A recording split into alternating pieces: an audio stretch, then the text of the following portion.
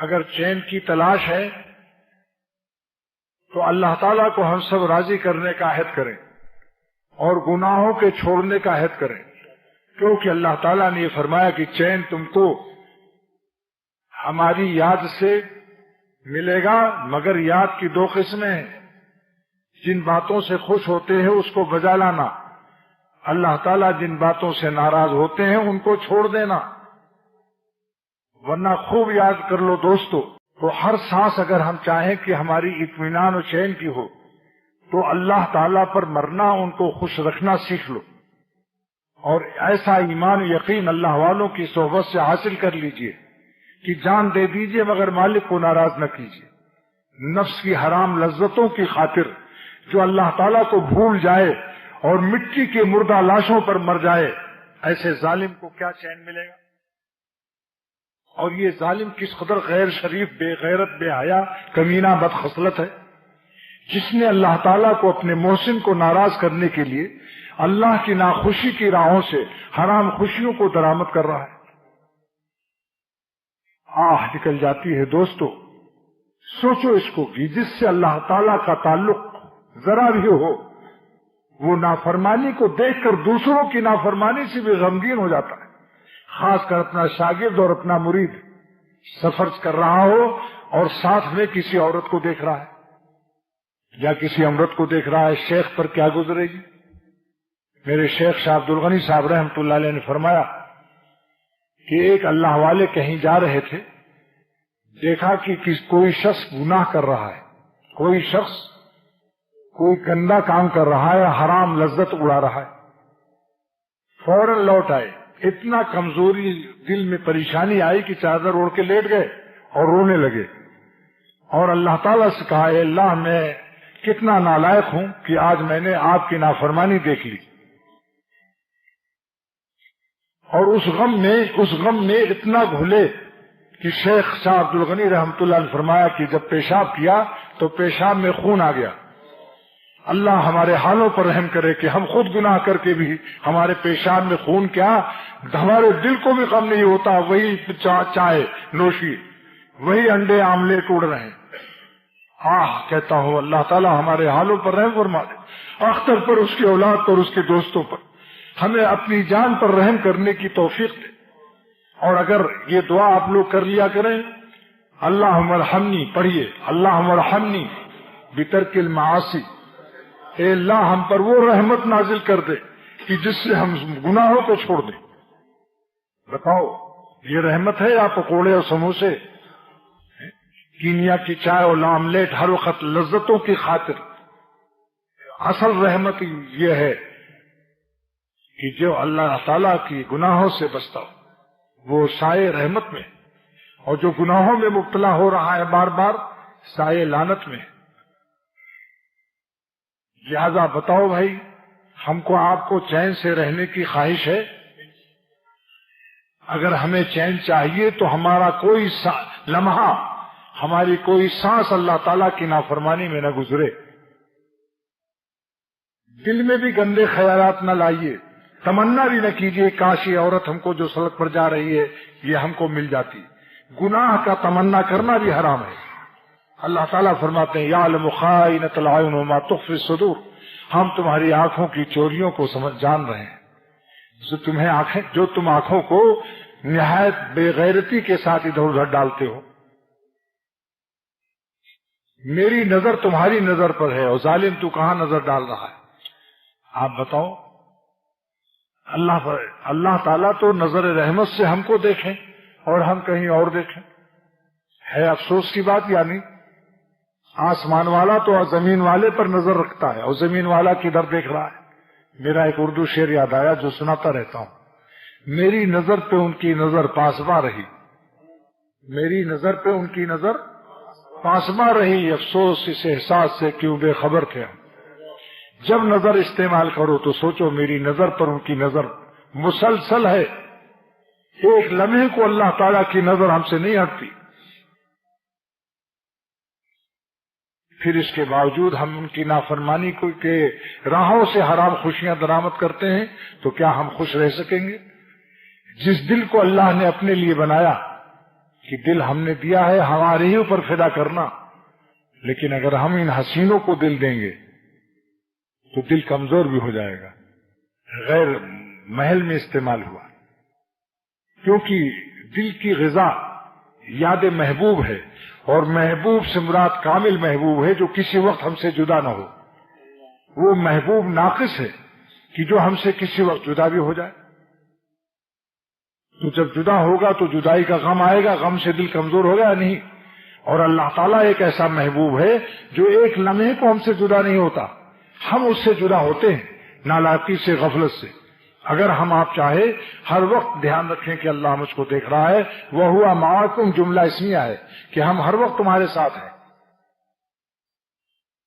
حضرت مولانا شاہ محمد احمد صاحب رحمۃ اللہ علیہ فرماتے ہیں، میں ان کے سوا کس پہ فدا ہوں یہ بتا دو، میں ان کے سوا کس پہ فدا ہوں یہ بتا دو، لا مجھ کو دکھاؤ ان کی طرح کوئی اگر۔ ارے لات پرستو، لات کھانے والوں، منا لات و منات سے کتنے لعنتیں کھاؤ گے؟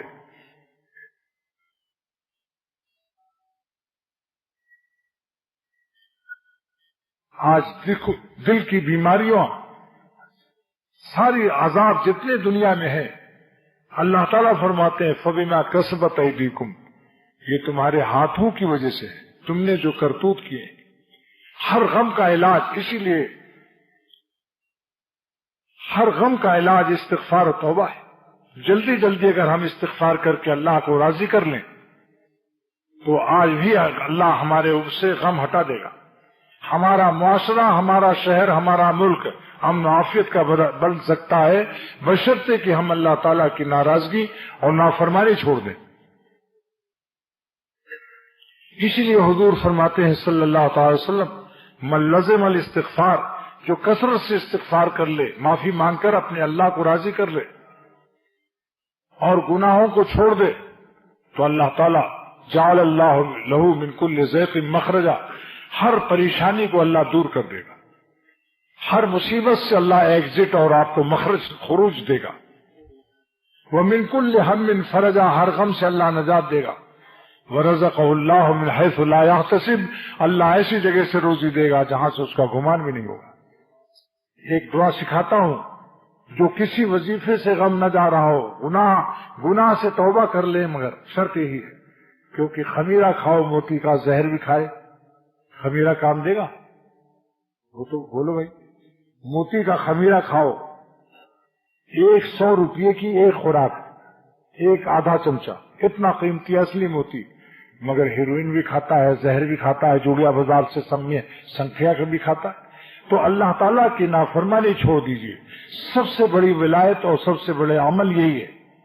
اور یہ بھی بتائیے کہ گناہ چھوڑنے میں کیوں ہم لوگ دیر کرتے ہیں؟ بتاؤ بھائی، سب بتاؤ، گناہ اچھی چیز ہے یا خراب چیز؟ تو یہ بتائیے کہ خراب چیز کو جلدی چھوڑنا چاہیے یا دیر سے؟ بس سوچ لو، اپنے ہی منہ سے اقرار کر رہے ہو۔ بھائیو میرے پیارے بھائیو، ہم سب مل کر کے عہد کر لیں، اختر بھی آپ کے ساتھ شامل ہے، کہ ہم سب مل کے عہد کر لیں کہ اللہ ہم جان دیں گے مگر آپ کو ناراض نہیں کریں گے، حرام لذتوں کی امپورٹنگ، استیراد اور درآمدات پر سیل کر دیں گے، آنکھوں کو ہم کہیں گے ہم تم کو اکھاڑ کے پھینک دیں گے اگر تم نے اللہ کی نافرمانی کی جگہ نظر ڈالی۔ آنکھوں سے کہو اگر تو نے نمکین چہروں پر نظر ڈالا تو اے آنکھ تجھ کو نکال کر باہر پھینک دوں گا۔ مگر اس کے معنی نہیں کہ آپ چاقو لے کر چلے راستے میں اور اپنی آنکھ کو پھوڑ دیں۔ یہ ایک جوش دلانے کا عنوان معارمی نے بیان کیا ہے کہ جو آنکھ آپ کی فرما بردار نہیں ہے وہ چہرے پر فٹنگ کے قابل نہیں ہے، جو گردن آپ پر نہ کٹے وہ کسائیوں کے قابل ہے، جو ہاتھ آپ کی راہ میں نہیں استعمال ہو رہا ہے وہ ہاتھ اس قابل ہے کہ اس کو پھینک دیا جائے۔ اس کے معنی تھوڑی خودکشی کر لو، بات چیزیں جوش دلانے کے لیے ہوتی ہیں۔ دیکھو ابا کہتے ہیں دیکھو اگر تم پھر سینما گئے تو ٹانگ توڑ دوں گا۔ آپ بتاؤ آج تک کسی کے باپ نے ٹانگ توڑا؟ لیکن سمجھانے کے لیے کچھ عنوان ہوتا ہے، اس لیے معرومی نے سمجھانے کا عنوان کیا کہ وہ آنکھیں اس قابل نہیں ہیں کہ ہمارے چہرے پر فٹ رہیں، جو اللہ تعالیٰ کی ناراضگی کے موقع پر حرام لذتوں کو استیراد کر رہی ہیں۔ ارادہ کر لو، اللہ نے ہمت دی ہے۔ واللہ مسجد میں قسم کھا کر اختر کہتا ہے کہ خدا نے ہم سب کو گناہ چھوڑنے کی ہمت طاقت دی، ورنہ تقوی فرض نہ ہوتا، لیکن ہم ان میں ارادے کو اور ہمت کو استعمال نہ کرنے کے سب ہم مجرم ہیں، ورنہ اللہ تعالیٰ کی عظمت کا حق کون ادا کر سکتا ہے؟ شاہ عبد الغنی رحمۃ اللہ علیہ میرے مرشد نے فرمایا، جب یہ آیت نازل ہوئی، یا ایھا الذین آمنوا اتقوا اللہ حق تقاتہ، اے ایمان والو اللہ سے اتنا ڈرو جتنا اس کا ڈرنے کا حق ہے، تو صحابہ میں روتے روتے آواز بلند ہوئی کہ سارے مدینے پاک میں کوہرام مچ گیا۔ حضرت نے فرمایا فوراً اللہ کو رحمت جوش میں آئی اور دوسری آیت نازل کر دی، فاتقوا اللہ، اتنا ڈرو، فاتقوا اللہ ما استطعتم، جتنی تمہاری طاقت ہو۔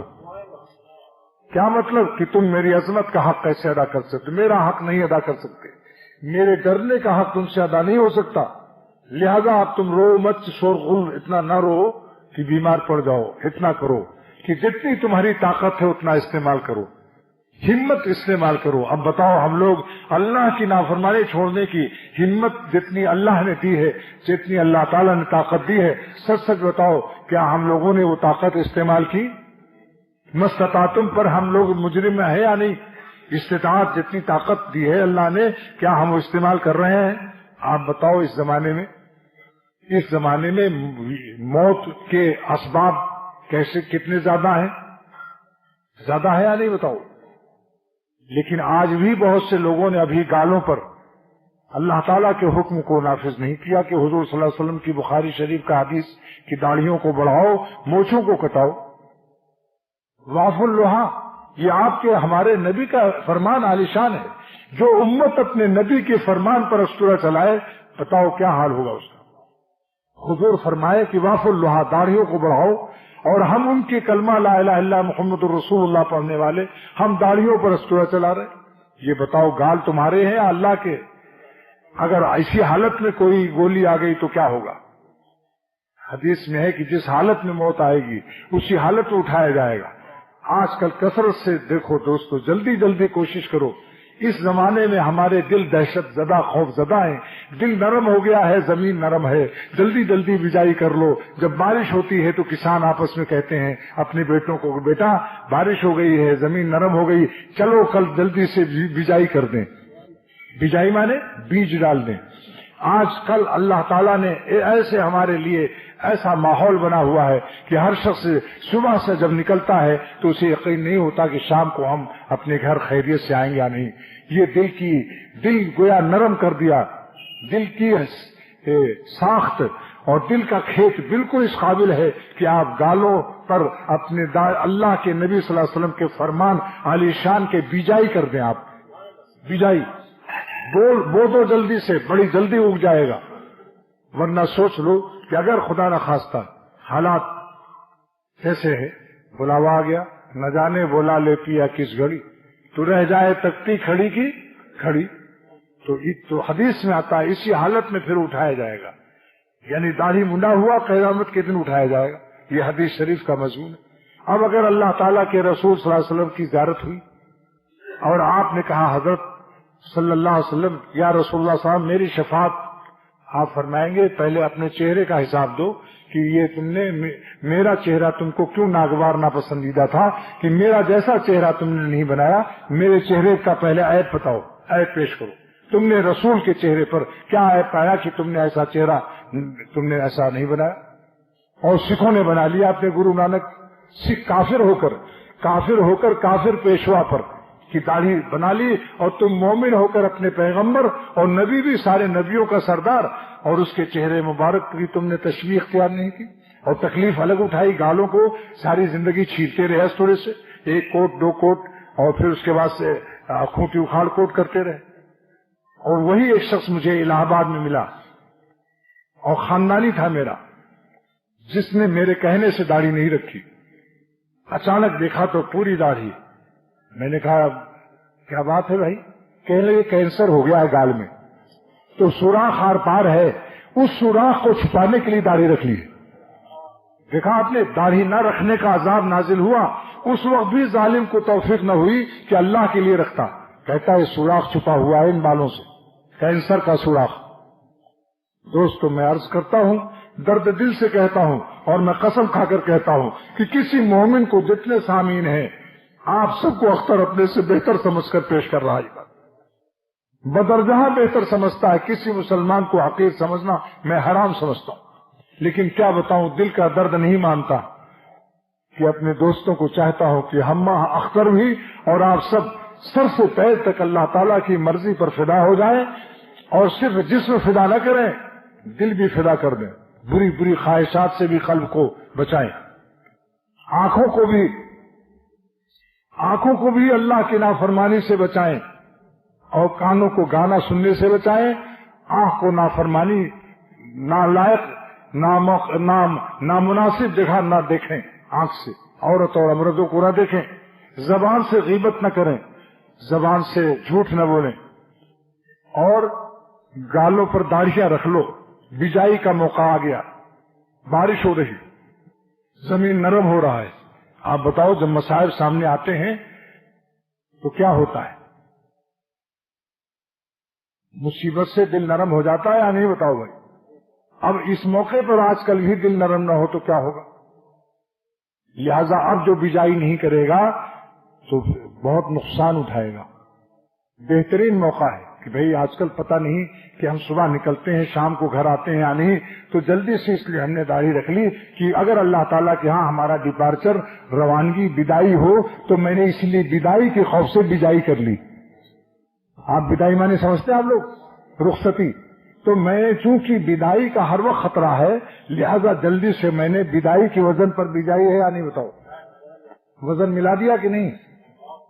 خوف بدائی سے بجائی کر لو اور داڑھی رکھ لو.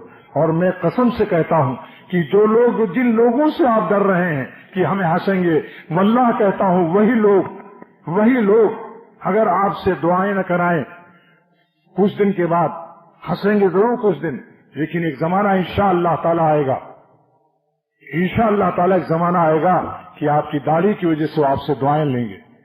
آپ کہیں گے ان سے کہ تم تو میرا مذاق اڑا رہے تھے.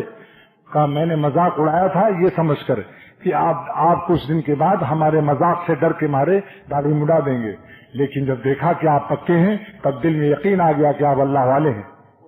اس لیے آپ سے دعا کی درخواست کرتے ہیں.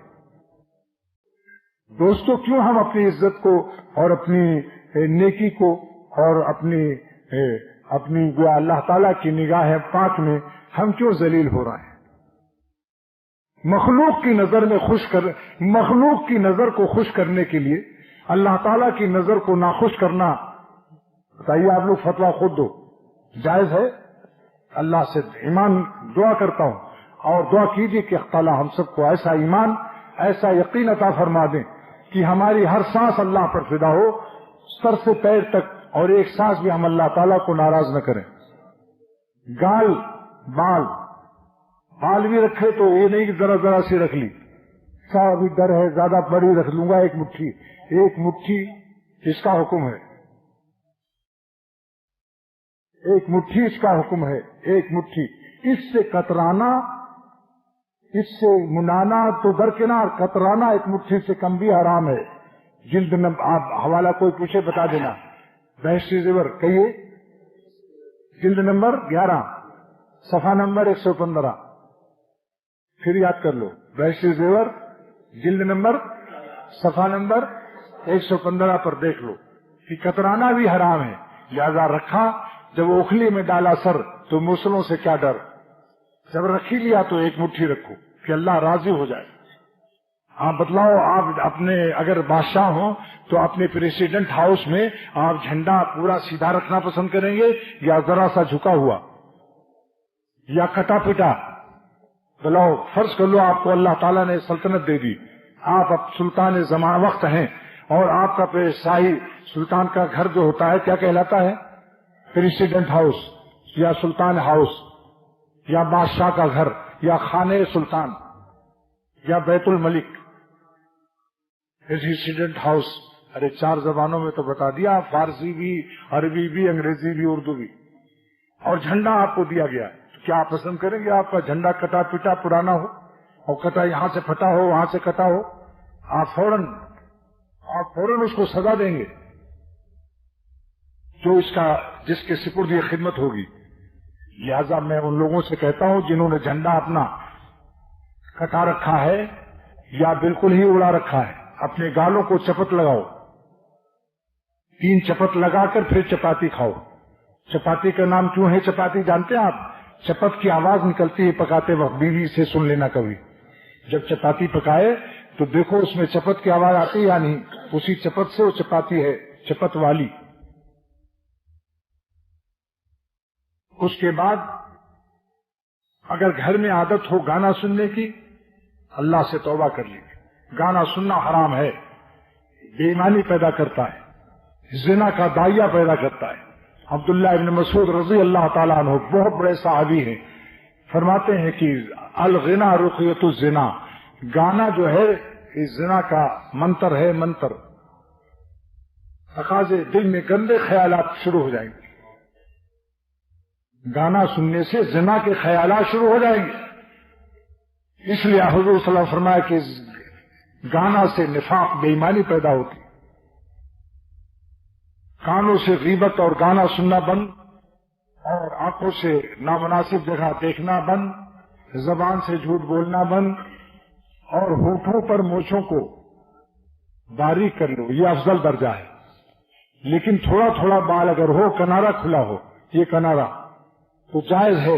لیکن آپ یہ بتلائیے کہ آپ مکان جب بناتے ہیں تو فرسٹ ڈویژن بنانا چاہتے ہیں یا معمولی فنیشنگ پر صبر کرتے ہیں؟ فنیشنگ کیسی ہونی چاہیے ہے؟ فرسٹ ڈویژن نا۔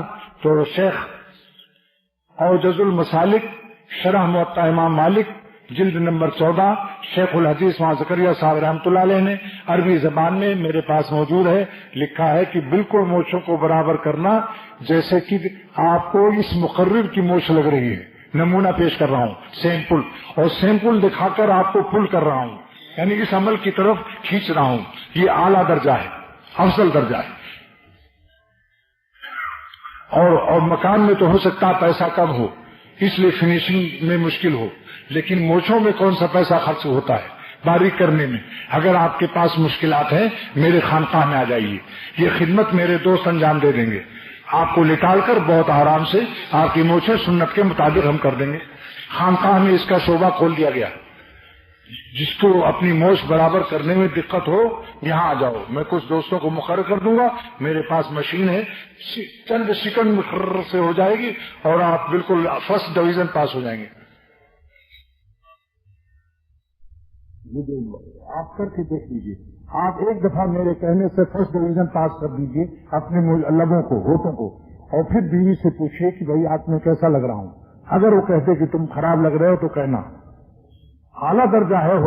حضرت عبداللہ بن عمر رضی اللہ تعالیٰ عنہ، بخاری شریف کی روایت ہے کہ حضرت عبداللہ بن عمر خلیفہ کے بیٹے، کتنی ان کو جاہ چاہیے تھی، مگر اتنا باریک کرتے تھے، بخاری شریف کی حدیث سے دور سے ان کے ہونٹوں کی سفیدی نظر آتی تھی، بال اس طرح سے باریک کر لیتے تھے۔ مگر استرا لگانے میں علماء نے منع لکھا ہے کہ بعض علماء کے نزدیک استرا بدعت ہے، بعضوں کے نزدیک جائز ہے، لہذا جب جائز ناجائز میں اختلاف ہو تو بہتر ہے کہ استرا آپ لوگ نہ استعمال کریں، قینچی استعمال کریں، ورنہ آج کل مشین ہے، ورنہ خانقاہ آپ کے لیے حاضر ہے۔ لیکن بھائی سوچ لو، 100-200 آدمی آ جاؤ گے تو میں کوئی اور کام کر سکوں گا؟ پھر سب کی موچھی بناتا رہوں گا؟ کوشش کرو پہلے مشین خریدنے کی، جس کو کوئی مشکل، جس کا کوئی حل نہ ہو گھر میں، تو پھر وہ مجبور ہو کر آئے، نہیں سب لوگ چلے آ رہے ہیں کہ صاحب میری موچھ ٹھیک کر دیجیے۔